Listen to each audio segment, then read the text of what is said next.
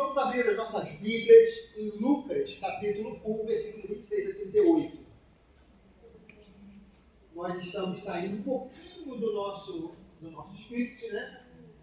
Os irmãos sabem que nós pregamos aqui todos os domingos a nossa sequência da leitura bíblica devocional, mas por conta da proximidade do Natal, eu não tenho como deixar de falar algumas coisas referentes a essa data tão importante para nós. Lucas, capítulo 1, versículo 26 a 38. Evangelho de Lucas, capítulo 1, 26 a 38. Se você encontrou, vou pedir que você fique de pé.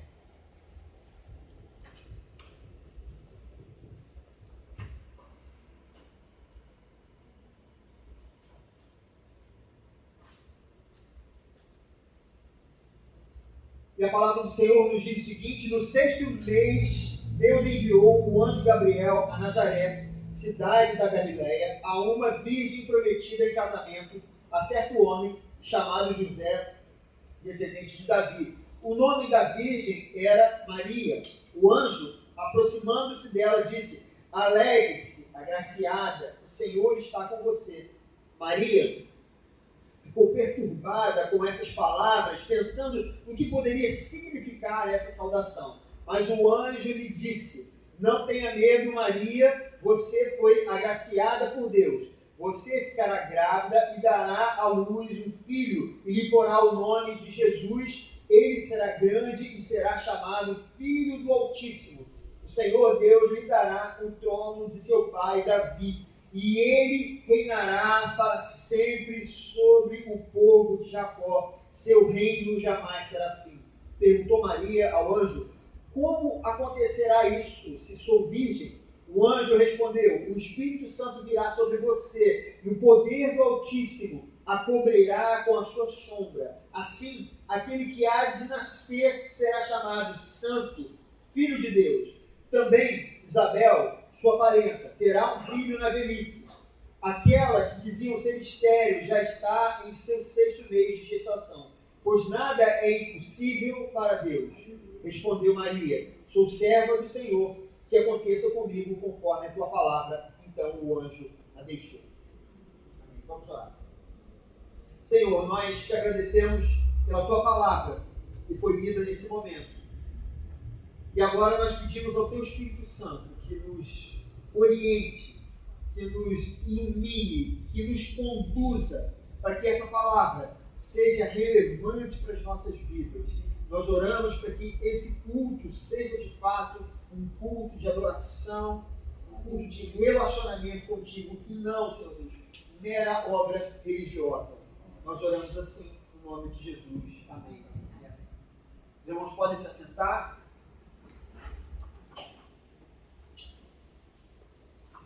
Queridos, eu normalmente evito entrar nas minhas contas de rede social, né? Porque eu não tenho uma...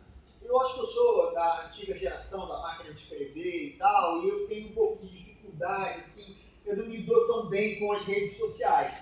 Mas a verdade é que, às vezes, eu me pego, né, por algum motivo, às vezes por força do trabalho, né, por conta da questão que eu tenho com música, às vezes eu tenho que divulgar alguma coisa lá, e às vezes eu abro a rede social, e também tem aqueles anúncios, né, que aparecem no celular: fulano postou não sei o quê, pela primeira vez em não sei quanto tempo, aí para você ir para o Instagram e tal. E eu me vi esses dias passando um grande tempo desfolhando aqueles feeds de notícias do Instagram. É isso, gente? Me ajuda aí, nova geração.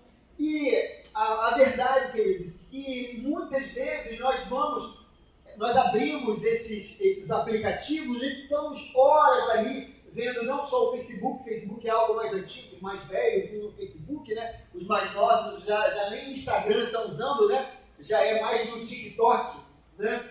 O que eu fiquei no TikTok eu nunca entrei, eu nem tenho conta, nem sei como ele é, né? Mas muitas vezes nós ficamos lá dando aquele joinha, né? O like, foi mal, João, dando like nas postagens dos amigos e tal, do aniversário de 15 anos, de casamento, né? E às vezes a gente fica ali muito tempo, né, vendo aquelas imagens, e imagens também de pessoas que a gente nem conhece, mas são vídeos interessantes e tudo mais. Ou então nós ficamos nos aplicativos, né? Isso tem mais a ver comigo, né? É uma tentação maior que eu preciso fugir. Aqueles aplicativos de Mercado Livre, né? AliExpress e outros que vendem produtos, né? E às vezes você fica vendo aquilo, passando os vários produtos, né? E fica observando, esse aqui custa tanto, aquilo custa tanto. Você às vezes fica horas ali perdendo tempo com coisas que muitas vezes você nem vai comprar, mas aí você fica envolvido por aqueles produtos e por aqueles preços, né? E você fica naquela distração, porque muitas vezes você não tem nem dinheiro, né? Porque até se você quisesse comprar aquilo tudo que você está vendo ali, você ia gastar todo o seu salário e ia se endividar no cartão de crédito e um monte de bugiganga, né? Coisa que às vezes não serve para nada. Mas a verdade é que a gente fica, às vezes, distraído, né? Rodando esses aplicativos, porque hoje é fácil, qualquer sinetinho no celular, você vai lá, pega e se distrai facilmente. Isso acontece comigo, né? Ele me mandou uma mensagem essa semana. Todas as vezes que eu fui tentar responder, eu fui distraído por uma coisa e não consegui responder a mensagem. Eu tive que pedir desculpa a ele, queridos. Nos dias atuais, muitas são as ofertas que podem roubar o nosso foco e as possibilidades de distração são muitas. A falta de foco, ela é também algo que mortalmente tem atingido a nossa fé. Se no passado a perseguição foi um grande opositor ao Evangelho, se aquela perseguição que era feita pelo Império Romano foi um grande problema, né? Os mártires cristãos, eles morreram porque eles não negaram a fé em Jesus Cristo, e muitos foram mortos ao fio das espadas, mortos pelos dentes das feras, crucificados até mesmo de cabeça para baixo, como a tradição nos fala a respeito do apóstolo Pedro.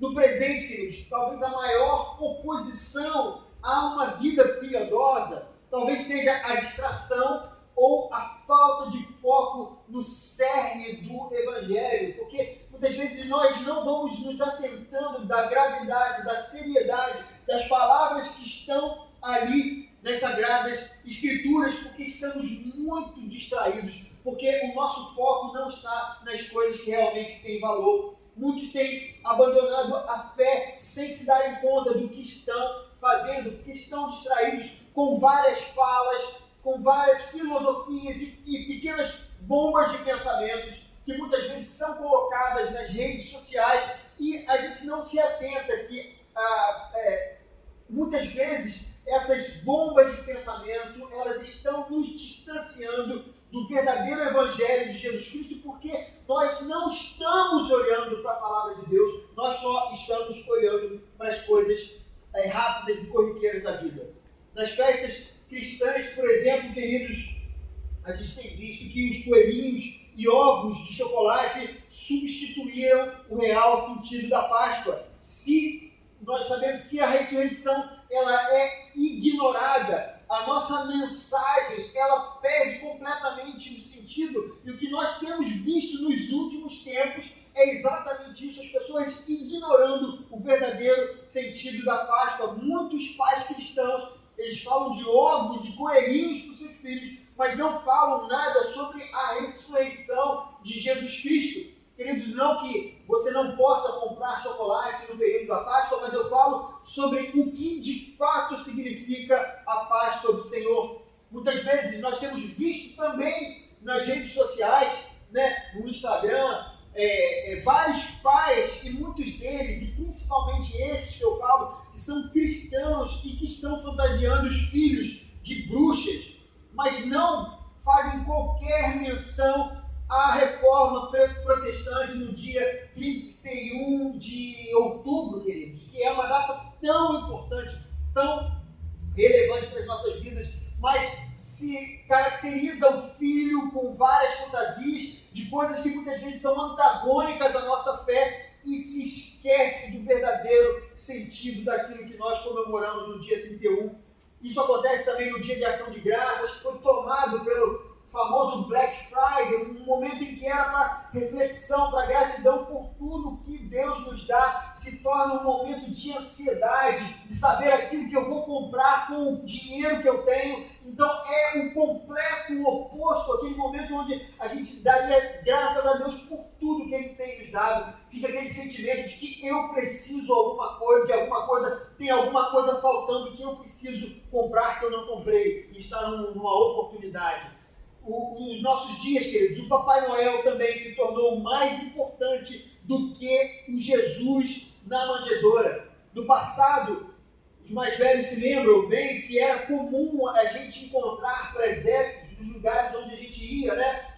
Quem lembra aqui da Mesbla, da Sears, da Sandis, né? A gente ia a essas lojas aqui, você nem sabe, né? Nem conhece, só em foto, né? A gente ia nessas lojas e o que a gente encontrava logo no início era um lindo presépio iluminado com água, com as ovelhinhas se movendo, né? E todo mundo parava para ver aquilo. E hoje o que nós encontramos nos shoppings é sempre um bom velhinho, né? Ali vestido com aquela roupa vermelha e tal, e um standzinho para o seu filho tirar foto, né? Para gastar aquele dinheiro com a foto.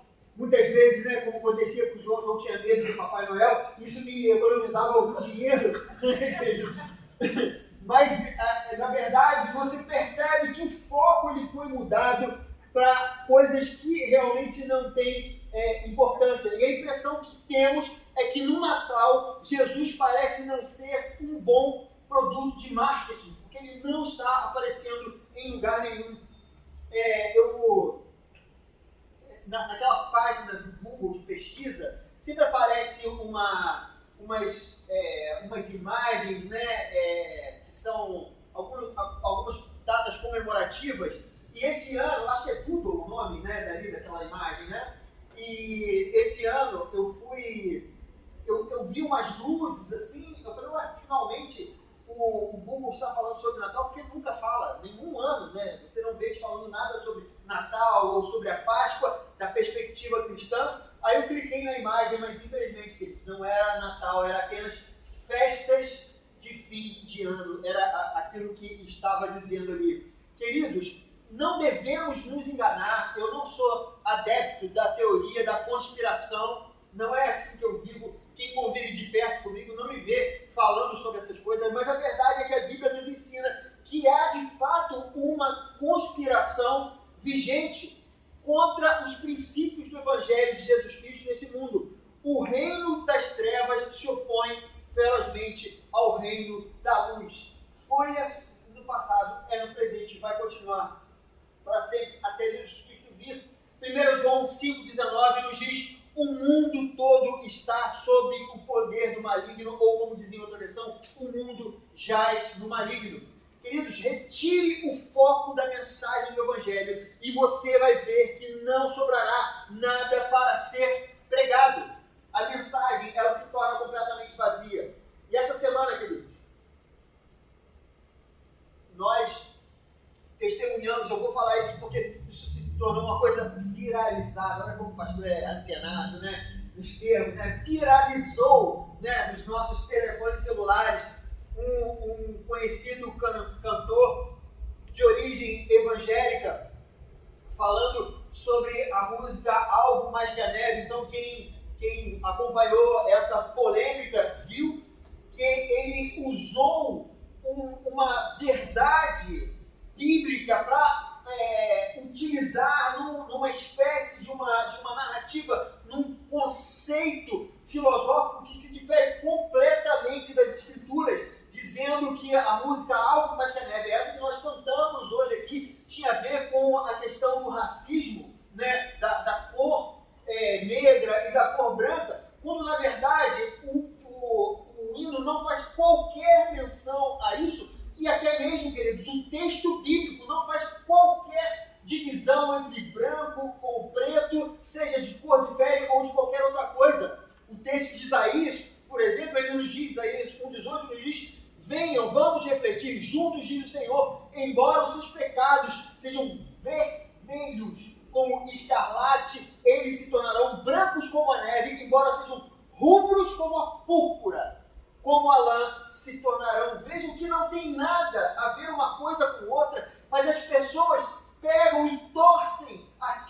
seria para falar algo importante, que é exatamente fazer a contradição entre o branco da neve e qualquer outra cor que é colocada, que aparece, né, na neve, ou na própria lã, que é muito branca também. Se você botar um amarelo, um azul ou um vermelho, que biblicamente significa a cor dos nossos pecados, isso vem desde Adão, que teve um animal que foi sacrificado para que ele pudesse ter o pecado perdoado, ou então o próprio Caim, que mata o seu irmão Abel. Então, quando a Bíblia fala de pecado, não fala de preto e da cor preta ou da cor branca, mas fala do vermelho escarlate, dizendo que o sangue de Jesus Cristo, que é algo vermelho, nos lava, queridos, e nos deixa brancos, nos deixa alvo como a neve. Perceba que quando você tira o foco principal do Evangelho, a mensagem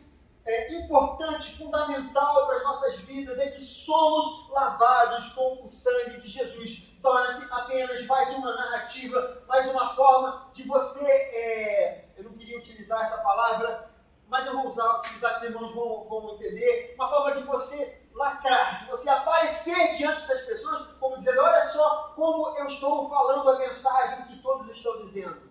E o Evangelho de Jesus Cristo não está aí para que a gente concorde com ele, pelo contrário, ele veio desafiando quem nós somos, ele veio desafiando essa humanidade que se perdeu, que se perverteu e que está longe desse Deus Santo que a Bíblia nos apresenta, queridos. Sem entendimento, por exemplo, os sacramentos, eles se tornam rituais vazios, né? Sem o uso da reflexão, a ceia do Senhor não passa de um ritual que nós praticamos uma vez por mês. Não tem qualquer sentido se o pão e o vinho que nós distribuímos aqui uma vez por mês, se nós não pensamos no que ele significa para nós, se nós não pensamos o que esse sangue representa, o sangue de Jesus e a sua carne que foi moída na cruz, sem pensarmos no que isso significa para a nossa vida, então isso é apenas um ritual vazio. O mesmo acontece com o batismo, que não é uma festa social. Nós tivemos aqui o batismo da Ana May há 2 domingos, né? Só para não fazer confusão, né? Isso, há 2 domingos nós tivemos o batismo da Ana May e nós vimos, queridos, que não é uma questão de uma festa, de um ritual, onde os pais, diante de Deus, eles fizeram o juramento que eles vão mostrar o Senhor, vão evangelizar a Ana May através dos seus atos, vão ensinar a palavra de Deus na sua casa, eles fazendo um pacto com Deus. Veja a importância disso. E se for apenas, queridos, um ritual vazio, como em muitas igrejas acontece, isso então não é nada, não tem qualquer significado, queridos. E o mesmo acontece com os nossos cultos, né? Deus está aqui entre nós, mas esse altar aqui, ele não é santo, né? Não tem propriedades santas. Essa pessoa que aqui está é tão somente uma pessoa. Eu não tenho uma autoridade, algo superior a qualquer pessoa. Apenas o que nos difere é o Espírito Santo que está em nós. Assim, significa que eu só sou usado por Deus se o Senhor quiser me usar e nada além disso, queridos. Porque essas paredes não têm qualquer poder, esse púlpito não tem qualquer poder, ou essas músicas não têm notas mágicas que possam nos transformar, mas o que nos transforma de fato é o Espírito Santo, queridos. Se a mensagem não for refletida, se não ecoar dentro de nós, se o Espírito Santo não aplicar as verdades espirituais em nosso ser, ela não fará a mínima diferença nas nossas vidas, ela não nos transformará. Não podemos, irmãos, perder o foco da nossa fé. O que cremos é a verdade. O próprio Deus deu testemunho de si mesmo através dos profetas na antiguidade e se revelou para nós através do seu Filho Jesus. Crer na Bíblia, crer no Deus Pai, no seu Filho Jesus, no poder transformador do Espírito Santo e no testemunho dos apóstolos sobre a divindade encarnada, não é o mesmo que acreditar em Papai Noel. E hoje, queridos, é isso o que o mundo tenta fazer, igualar a história do Salvador da humanidade, a lenda de um bom velhinho que distribui presentes para as criancinhas que foram obedientes. E esse texto que nós lemos nessa manhã é muito mais do que um texto clássico comemorativo no Natal. Eu queria convidar você a analisar alguns pontos importantes. E o primeiro deles é o que nós vemos no versículo 35, quando o anjo Gabriel aparece a Maria. Ele diz algo muito relevante. Ele diz para ela o seguinte: o Espírito Santo virá sobre você.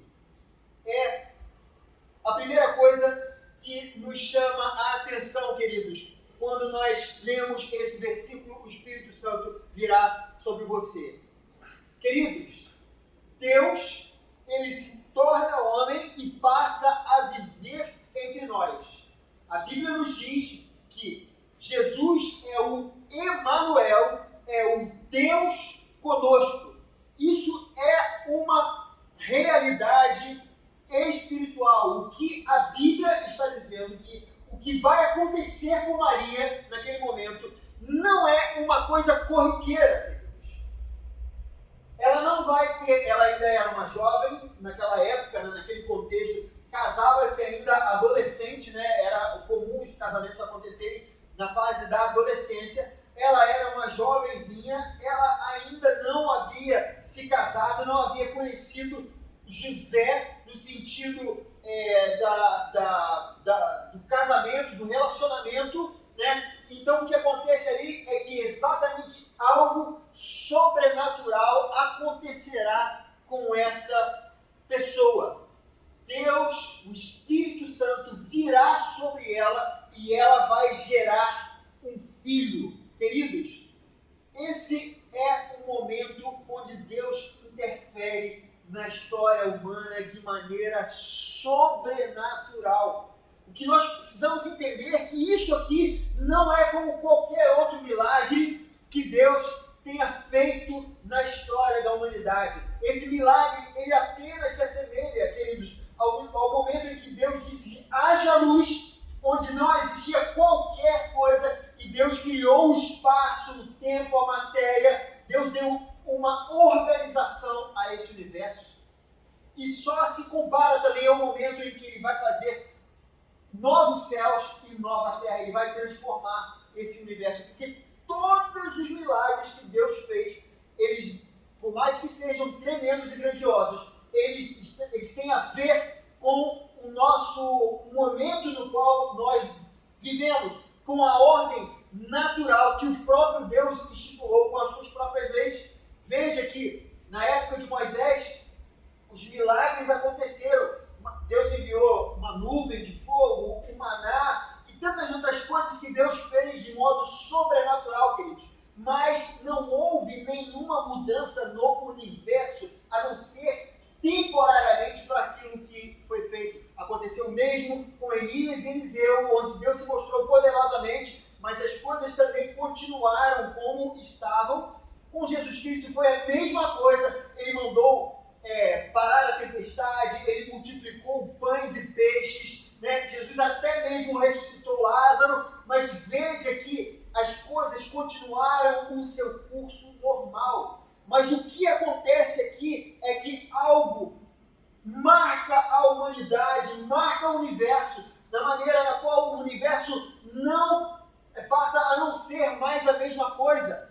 Jesus Cristo, quando veio, ele mudou a lei natural que Deus havia estabelecido, porque se as coisas continuam dessa forma, nós não teríamos a oportunidade da nossa salvação, porque nada do que você pode fazer vai te dar a possibilidade de ser aceito por Deus, porque para que sejamos aceitos pelo Deus que é completamente santo, nós precisaríamos ser também perfeitos, e isso é impossível.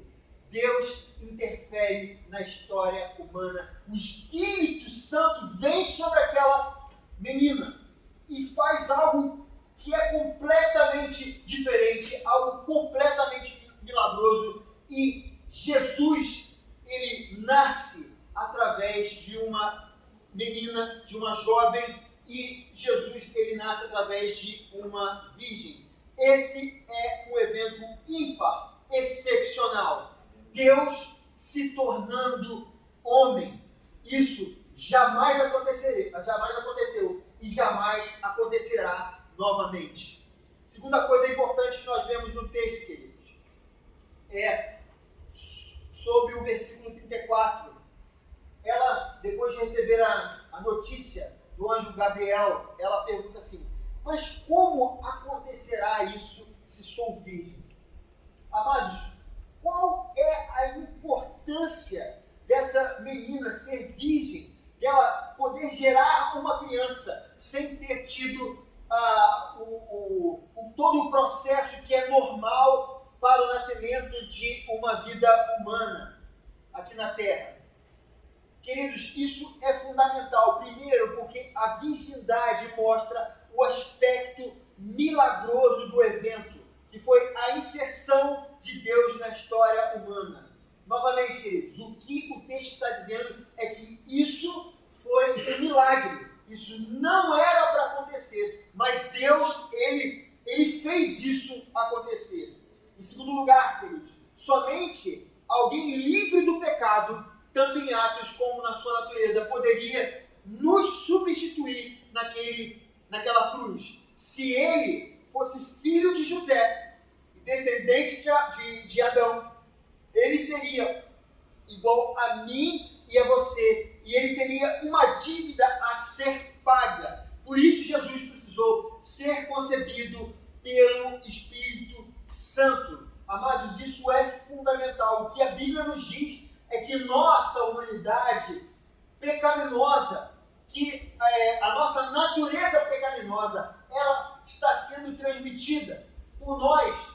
Então, ainda que qualquer pessoa não tenha cometido qualquer pecado, ainda assim somos culpados diante de Deus por conta da nossa natureza, porque nós temos a mesma inclinação de Adão, ou seja, aquilo que Adão fez quando estava com Deus no paraíso, a desobediência, né? Foque nessa verdade, né? Não foque a qual árvore era, foque nessa verdade. A desobediência não foi apenas de Adão, mas se eu estivesse lá, essa também seria a minha decisão e a minha escolha. E a partir do momento em que os meus filhos nascem, eles também carregam essa herança adâmica. O que acontece naquele momento do nascimento é que o próprio Deus intervém na nossa história, na história da humanidade, e nasce o próprio Filho de Deus, que não carrega a essência que nós carregamos durante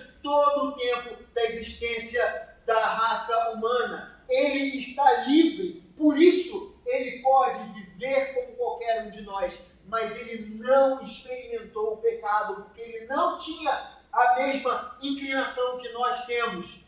Queridos, essa é uma mensagem muito importante para nós. Não bastava para Jesus não cometer pecados, eles tinham que ter também a sua natureza pura, santa. Por outro lado, se ele fosse somente Deus, se de repente Jesus não nascesse de mulher e aparecesse aqui na terra como homem, como eu e você, já pronto, né? O próprio Deus aqui não passou pelo processo de nascimento, ele não poderia nos representar na cruz. Afinal, queridos, só um homem pode morrer pelo outro homem. A dívida só é quitada se for equivalente. Por isso, queridos, no Antigo Testamento, os sacrifícios não perdoavam qualquer pecado.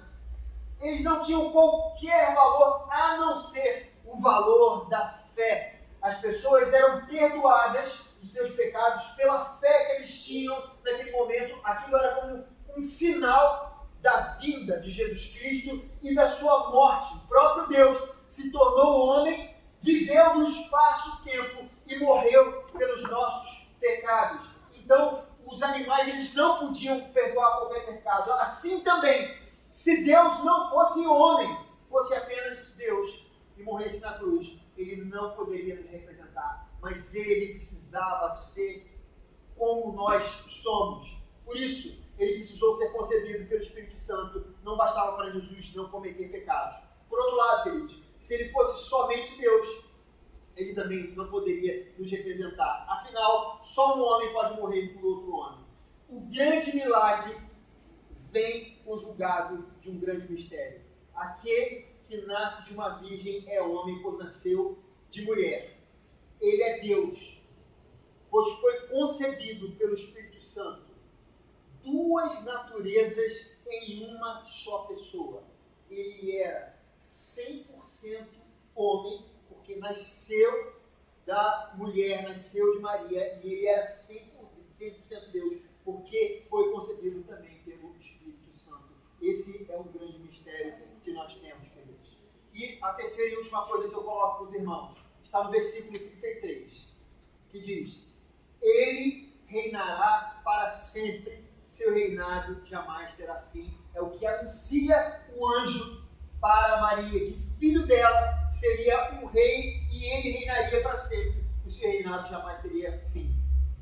Queridos, desde que o pecado adentrou a história humana, os valores humanos eles foram corrompidos. As nossas relações com Deus, com o próximo e com o mundo que nos cerca, elas foram deturpadas. O mundo, após a queda, passou a girar em torno do egoísmo. E o que nós vemos na história da humanidade, quando nós olhamos para trás, olhamos o presente e olhamos também para o futuro, nós vemos que a humanidade, a história da humanidade, são homens oprimindo outros homens.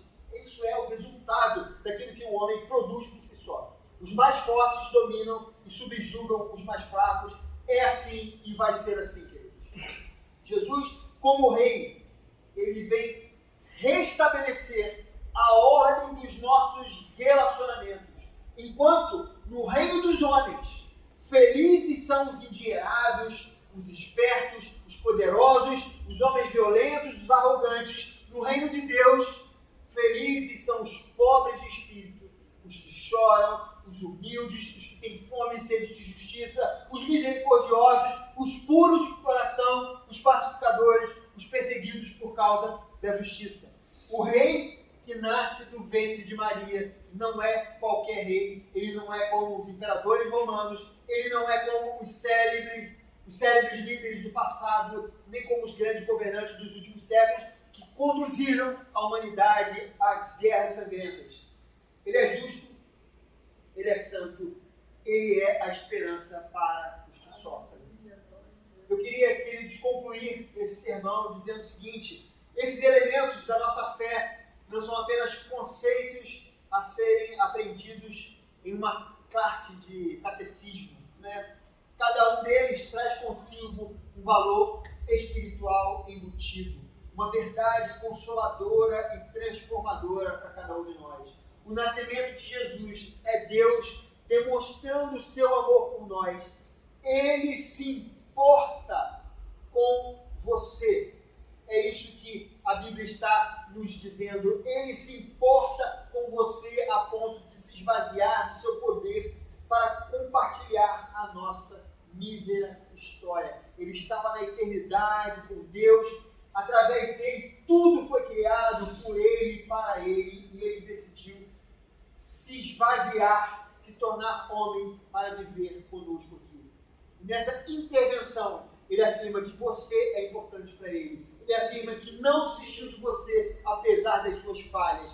E seu amor não é mera questão de semântica. Por sua causa, ele esteve aqui. Por sua causa, ele sofreu. Ele nasceu como qualquer um de nós. E ele se entregou na cruz para ser moído, sofrendo a dor que deveria ser minha e ser sua. Eu termino a mensagem de hoje falando do texto de Isaías 53, 4 a 6, que diz: ele tomou sobre si as nossas enfermidades e as nossas dores levou sobre si. E nós o reputávamos por aflito, ferido de Deus e oprimido. Mas ele foi traspassado pelas nossas transgressões e moído pelas nossas iniquidades. O castigo que nos traz a paz estava sobre ele e pelas suas pisaduras fomos sarados. Todos nós andávamos desgarrados como ovelhas, cada um se desviava pelo caminho, mas o Senhor fez cair sobre ele a iniquidade de todos nós. O nascimento de Jesus Cristo significa a nossa salvação. Quando ele nasceu e ele estava na manjedoura, queridos. É como se uma bomba relógio tivesse ligada na vida dele. Um tempo depois, 33 anos depois, a sua vida seria ceifada. Ele veio aqui para morrer. Nós viemos aqui para ter os nossos filhos, para nos desenvolver, né? Para crescer como pessoas. Nós temos um propósito aqui nessa terra. E ele tinha um propósito também quando nasceu. O propósito dele era morrer por cada um de nós, pelos nossos pecados. Ali naquela manjedoura estava o nosso Salvador. Aquele Deus que resolveu se transformar em homem. O Verbo se transformou em carne e habitou entre nós. E vimos a sua glória como a glória do unigênito do Pai. Né? E ele viveu entre nós e ele morreu pelos nossos pecados. O Natal que nós comemoramos é o Natal do nosso Salvador. Aquele que se entregou por nós na cruz. Ele que não precisava fazer nada disso, mas se esvaziou e veio na forma de homem para morrer pelos nossos pecados. Que nesses dias você possa